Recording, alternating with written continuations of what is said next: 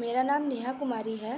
BPSC में मेरा चयन अभी 17वीं बीपीएससी का जो रिज़ल्ट आया है, उसमें स्टेट टैक्स असिस्टेंट कमिश्नर के पद पे मेरा सिलेक्शन हुआ है। बीपीएससी में मेरा ऑप्शनल हिस्ट्री था और माध्यम मेरा हिंदी था। बीपीएससी की तैयारी के क्रम में जैसे कि आजकल डिजिटल युग है, तो सभी एस्पिरेंट अलग-अलग प्लेटफ़ॉर्म से जुड़ते हैं, जहाँ से वो किसी किसी तरह का कंटेंट लेकर अपनी तैयारी को मजबूत करते हैं। इसी तरह से मैं भी अलग-अलग प्लेटफ़ॉर्म से जुड़ी।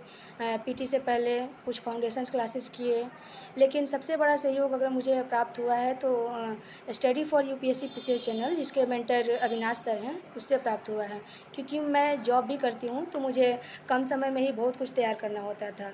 तो इस बीच में सबसे बड़ा टास्क होता है कि करंट अफ़ेयर को कैसे तैयार किया जाए।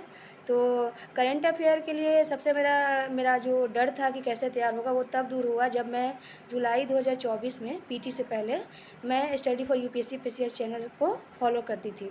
तो उस समय क्या होता था कि मैं ड्यूटी से जाने के बाद, जॉब के बाद, मैं डेली शाम को सर का वीडियो जो डेली बेसिस पे करंट अफ़ेयर का आता था, वो मैं देखती थी। सबसे बड़ी ख़ासियत ये है कि सर की वीडियो जो आती है वो 30 से 40 मिनट की होती है, तो मैं उसको 2x पे करके दोबारा भी देख लेती थी। अभी भी मैं रेगुलर बेसिस पे मैं सर का वीडियो देखती हूँ। उसके अलावा सर करंट अफ़ेयर का मंथली रिवीजन के लिए एमसीक्यू वीडियो भी डालते हैं, तो उससे क्या होता था कि हमारा रिवीजन हो जाता था। उसको भी एक बार दो बार देख लिए तो करंट अफ़ेयर तो मेरा उससे सॉल्व हो गया था, क्योंकि उसके साथ वीडियो के साथ साथ मैगज़ीन एक कोई भी कवर कर लिया जो चलती है मार्केट में। तो मैंने भी वैसा ही किया, सर का वीडियो देख लिया, साथ में मैगज़ीन किया, तो मेरा करंट अफ़ेयर सारा लगभग उससे कवर हो जाता था।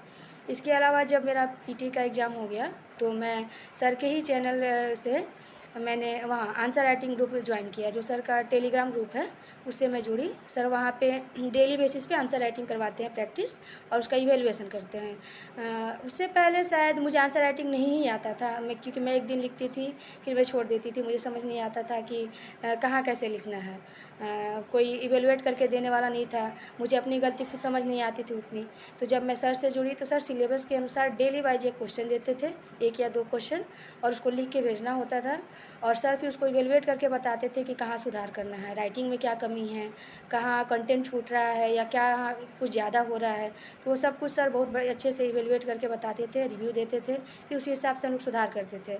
तो मुझे लगता है कि पीटी के बाद मैंने मोस्टली आंसर राइटिंग सर से ही सीखा है। उन्होंने बताया, फिर उसके साथ-साथ मैं पीवाईक्यू भी अपना तैयार करती थी। मैं अलग प्लेटफ़ॉर्म से भी जुड़ी थी।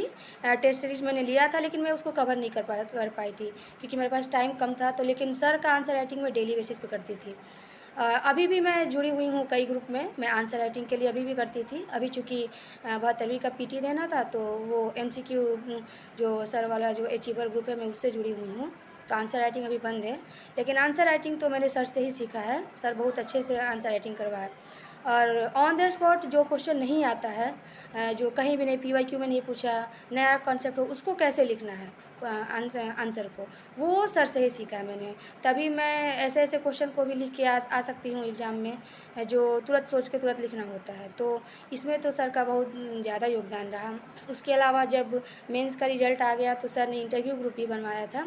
उस ग्रुप में सर वीकली बेसिस पे करंट जो हॉट टॉपिक होते थे, उसको डिस्कस करते थे कि किस टॉपिक में क्या 5 पॉइंट पॉजिटिव, क्या नेगेटिव बोलना है। फिर उसमें हम लोग डिस्कस करते थे, सर क्वेश्चन पूछते थे, हम लोग जवाब देते थे।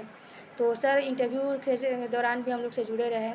तो सर का योगदान रहा कि आज मैं असिस्टेंट कमिश्नर के पद पे चयनित हूँ, और शायद मेरी जर्नी में सबसे बड़ा योगदान अविनाश सर का रहा है। उसके लिए बहुत-बहुत धन्यवाद सर। उम्मीद है सर आगे भी आप इसी तरह से बच्चों को गाइड करते रहेंगे, और शायद मुझे लगता है कि बीपीएससी के पॉइंट ऑफ व्यू से ऐसा करंट अफ़ेयर, ऐसा कंटेंट शायद ही कोई उपलब्ध करवाता हो। तो सर ऐसे ही आप बच्चों को गाइड करते रहें। आपका बहुत-बहुत धन्यवाद सर। Thank you.